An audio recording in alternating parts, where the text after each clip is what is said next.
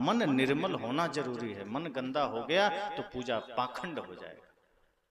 मन निर्मल है तो आपका हर कृत्य पूजा बन जाएगा। जहां जहां डोलो सो परिक्रमा, जो कुछ करो सो पूजा। सदगुरु कबीर ने कहा कि यदि आपका मन निर्मल है तो मंदिर छोड़ो, शौचालय साफ करो, कोई पूजा है। अगर मन निर्मल है तो गुरु और भगवान के लिए ही नहीं, सास ससुर पति के लिए भोजन बनाओगे, वही प्रसाद है। प्रसाद क्यों कहा जाता है आश्रम के भोजन को, मंदिर के भोजन को? क्योंकि उसमें श्रद्धा समाहित है, उसमें प्रेम समाहित है। घर में जो भोजन बनता है कभी खिन्नता में बन रहा है, कभी उदासी में बन रहा है, कभी झगड़ा हो गया क्रोध में बन रहा है। दीवार में लिखा है जैसा खाओगे अन्न वैसा बनेगा मन। बहुत बड़ी बात है। हमारे ऋषियों ने अन्नम ब्रह्म कहा है कि अन्न ब्रह्म है, उसका अपमान मत करिए। एक घटना में जो बराबर सुनाता हूं कि एक अन्न के वजह से आदमी का जीवन कैसे बदल जाता है। जब भीष्म पितामह को बाण लगा अर्जुन का और मृत्यु सैया पर लेटे हैं, बाण की सैया है नीचे, रात में द्रौपदी मिलने गई, प्रणाम किया, भीष्म पितामह ने आशीर्वाद दिया, सौभाग्यवती भव। द्रौपदी गुस्से में थी, उसने कहा प्रणाम करने आ गई हूं पर आपके मुख से आशीर्वाद शोभा नहीं देते। भीष्म पितामह ने कहा स्वाभाविक है, तुम गुस्सा तो होगे। कहा गुस्सा, भयंकर गुस्सा है आपके लिए, क्योंकि आप जिस कुरुसभा में मौजूद थे, आपकी उपस्थिति में मेरा वस्त्र हरण हुआ था और आप चुपचाप बैठे थे। आप चाहते तो साक्षात यमराज का रास्ता रोक सकते थे। आपसे ज्यादा सामर्थ्य उस सभा में किसी के पास नहीं था। और आपके होते, आपके आंखों के सामने जब मेरा चिरहरण हुआ तो आपने नजर उठा के प्रतिकार भी नहीं किया, इसलिए आपके मुख से आशीर्वाद शोभा नहीं देता। तब भीष्म पितामह ने बड़ी सुंदर बात कही। उसने कहा पुत्री तुम्हारा गुस्सा जायज है, मुझसे भूल हुई है, लेकिन इतना बता दूं कि जिस वक्त वो घटना घटी मैं दुर्योधन के पक्ष में खड़ा था और दुर्योधन के पाप का अन्न खाते खाते मेरा मन भी पापी बन गया था, इसलिए मैं धर्म का साथ न दे सका। लेकिन अब तुम्हारे पति अर्जुन के बाणों से मेरे शरीर में सारे विषाक्त और पाप के रक्त बह चुके हैं। अब मेरा मन निर्मल है, इसलिए निर्मल मन से आशीर्वाद दे रहा हूं। निर्मल मन भोजन से भी फर्क पड़ जाता है। अगर खिन्नता में आपने भोजन बनाया, वो भोजन जहर बन जाएगा, विष बन जाएगा। और यदि पवित्रता में बनाया, श्रद्धा में बनाया, आपका हर दिन का भोजन प्रसाद बन जाएगा। बहुत मसाले मत डालिए, कोई बात नहीं, घी मत डालिए, कोई बात नहीं, लेकिन संत जन कहते हैं जब भोजन बनाओ उसमें श्रद्धा और प्रेम जरूर डालो। और जिस दिन आपने भोजन में श्रद्धा और प्रेम का प्रयोग किया, आपका भोजन फिर अमृत भोजन बनेगा, प्रसाद बनेगा। और जो उस प्रसाद को ग्रहण करेगा हर आदमी गदगद होगा, मन निर्मल होगा। तो संत रैदास जी ने कहा कि मन अगर आपका गंदा है तो आप मंदिर चले जाओ तो भी पूजा नहीं है, गिरजाघर चले जाओ तो भी नहीं है, प्रार्थना नहीं है। मन गंदा है तो तीर्थ में भी चले जाओ, क्या मिलेगा? गंगा में डुबकी लगा लोगे, क्या करो? आके तो फिर वही गंदा बोलना। मुख में राम बगल में छुरी, मुख में राम राम चलेगा, पीछे कल्पना चलेगी किसकी जेब काटनी। मुख में प्रार्थना चलेगा और भीतर कपट जाल चलेगा शकुनी के। सदगुरु कबीर कहते हैं जहां जहां डोलो सो परिक्रमा, जो कुछ करो सो पूजा। कहा जब मन निर्मल होगा ना तो आपका हर काम पूजा बन जाएगा। फिर आपके मुख से निकला हुआ हर शब्द प्रार्थना बन जाएगा। कोशिश ऐसी करिए कि ये जो मुख है, ये पवित्र मुख है, ये शरीर एक मंदिर समझिए। ऋषियों ने कहा देह देवालय स उच्यते, या देह ही देवालय, बाहर कोई देवालय। बाहर का देवालय आपके कारण देवालय, बाहर का शिवालय आपके वजह से है, बाहर का मंदिर आपके वजह से है। लेकिन जिस दिन यह तन मंदिर बन गया, समझना फिर इसमें परमात्मा का निवास हो जाएगा। मंदिर में हम बहुत गए पर तन यह मंदिर नहीं बना, व्यर्थ शिवालय में जाना यदि मन शिव सुंदर नहीं बना। मंदिर तो बहुत गए, तन मंदिर बना के। मंदिर चले गए और तन कबाड़ खाना बना हुआ है। जैसे ये मंदिर है, इसके गेट पर अभी कोई कचड़ा धर दे तो आप लोग घुसेंगे? पुजारी या जो संत जी हैं डांटेंगे कि क्या आप करते हैं, मंदिर को गंदा रखा। लेकिन हर आदमी अपने शरीर रूपी मंदिर को गंदा रखा है। मुख में झूठ बोल रहा है, मुख से गलत खा रहा है, नशा कर रहा है, मुख का द्वार ही गंदा कर रखा है। मस्तिष्क गंदा है, मन गंदा है, मुख का द्वार गंदा है। कहां से परमात्मा आएगा? जब हृदय रूपी आंगन ही साफ नहीं किया तो सदगुरु का आगमन कैसे होगा? तुमने आंगन नहीं बुहारा, कैसे आएंगे भगवान? अब तक गंदा पड़ा द्वारा, कैसे आएंगे भगवान? बाहर का आंगन में झाड़ू लग गया, सफाई हो गई, और हृदय रूपी आंगन में कचड़ा भरा है। साहब ने कहा, जहां जहां डोलो सो परिक्रमा, जो कुछ करो सो पूजा। और जब मन निर्मल हो तो आपका हर कर्तव्य पूजा बन जाता है। फिर आप स्कूल में अगर शिक्षक हैं तो आप पूजा कर रहे हैं, फिर आप दफ्तर में नौकरी कर रहे हैं, आप पूजा कर रहे हैं, आप खेत में किसानी कर रहे हैं, आप पूजा कर रहे हैं, आप दुकान चला रहे हैं, आप पूजा कर रहे हैं। जब आपका मन निर्मल हो जाता है फिर कोई कर्म पूजा नहीं है कि नहीं है, सब पूजा है, सारे कर्म पूजा है। एक आदमी ने कहा, तो फिर हम चोरी करते हैं तो पूजा नहीं है? साहब ने कहा, ये कुतर्क है, क्योंकि निर्मल मन से चोरी हो ही नहीं सकती। अगर निर्मल मन है तो कोई झूठ बोल ही नहीं सकता। चोरी करने के लिए मन का गंदा होना जरूरी है, झूठ बोलने के लिए मन का गंदा होना जरूरी है, गलत खाने के लिए मन का गंदा होना जरूरी है। साहब ने कहा, कोई भी कर्म पूजा कैसे हो जाए?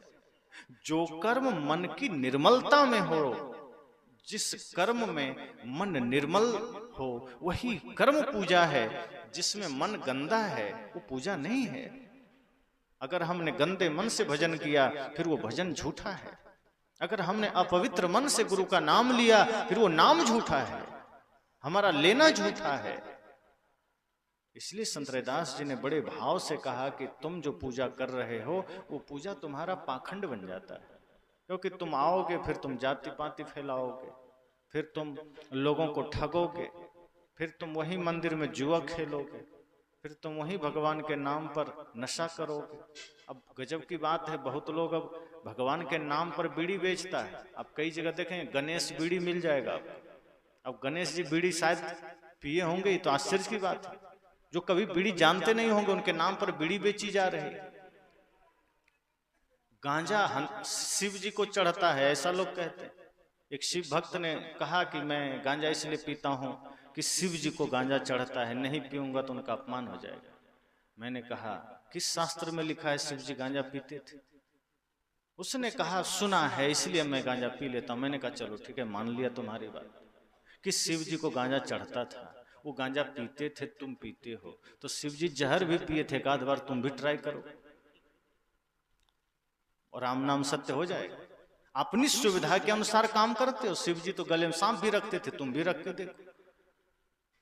आदमी सिर्फ अपनी नाकामी को छिपाने के लिए भगवान का नाम आगे रख देता है। जानता है शिव जी आके थोड़े बताएंगे मैं पीता नहीं था, वो भी जानता है वो आके नहीं बताने वाले, तो उनके नाम पर कुछ भी लिख दो। अपनी मन की भड़ास लिख दिया और नीचे लिख दिया श्री कृष्ण। कृष्ण ने भले ना कहा हो कुछ, लेकिन साबित करना है, लोगों को धोखा देना है, तो अपनी बात लिख दिया, नीचे लिख दिया ऋग्वेद। अपनी बात लिख दिया, नीचे लिख दिया सदगुरु कबीर।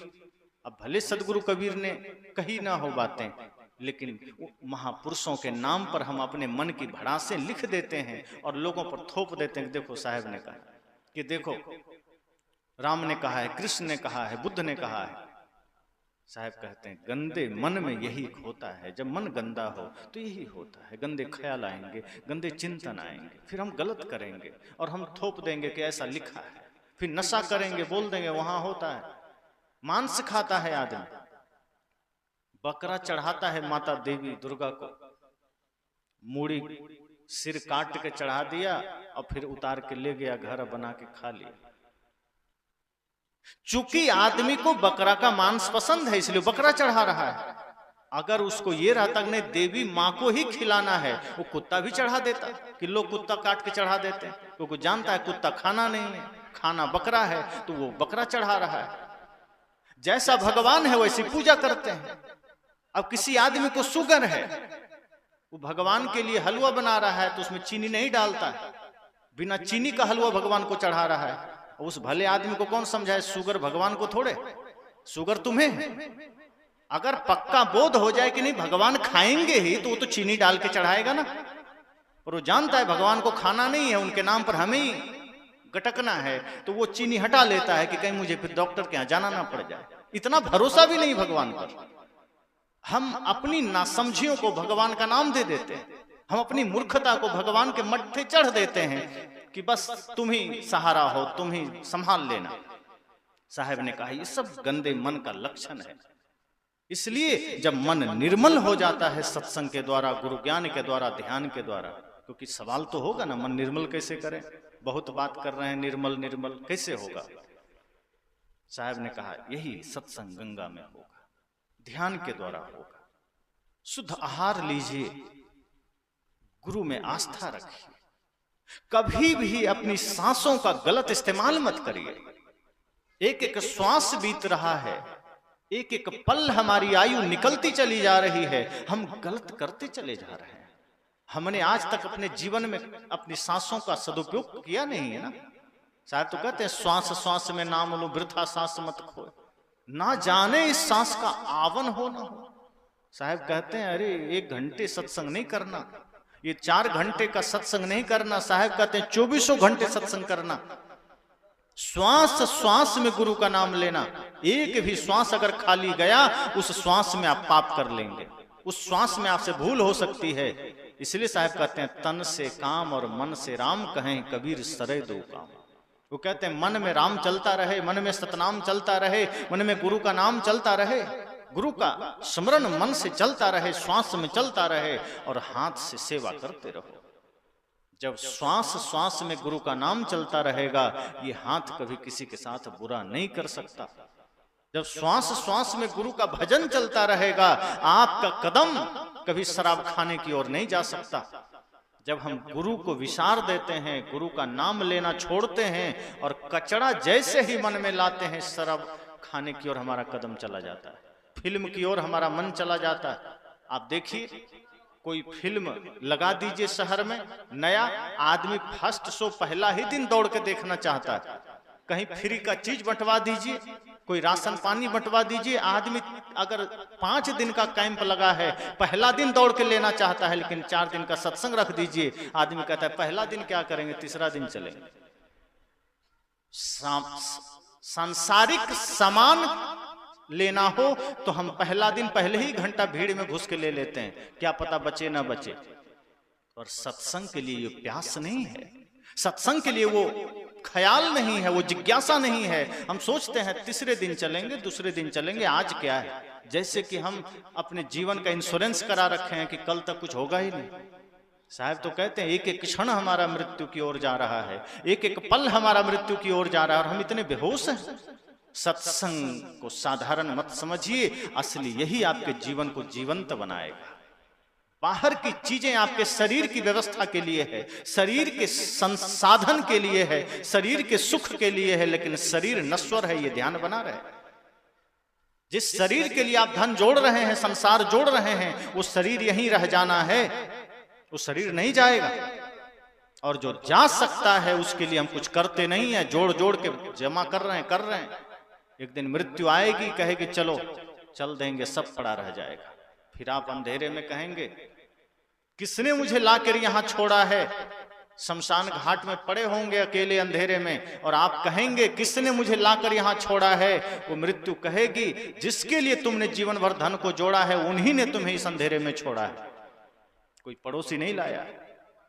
इसलिए ये ध्यान बना रहे कि अगर शरीर मिला है, शरीर भक्ति के लिए मिला है, शरीर सेवा के लिए मिला है, शरीर गुरु भक्ति, गुरु सेवा, समाज सेवा, राष्ट्र सेवा के लिए मिला है, इसको व्यर्थ मत जाने दीजिए।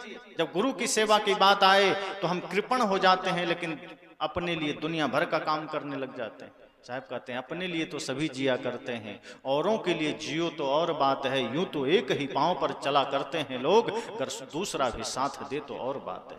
अपने लिए तो सभी जीते हैं, अपने लिए तो सभी करते हैं, पर अपने लिए कर कर के क्या करोगे। शरीर तो राख होना है, जीवन में संकल्प लीजिए कि हमारी सांसें, हमारा धन, हमारा बल, हमारी विद्या समाज के काम आनी चाहिए, गुरु संत के काम आनी चाहिए, राष्ट्र के काम आनी चाहिए, निर्बल के काम आनी चाहिए।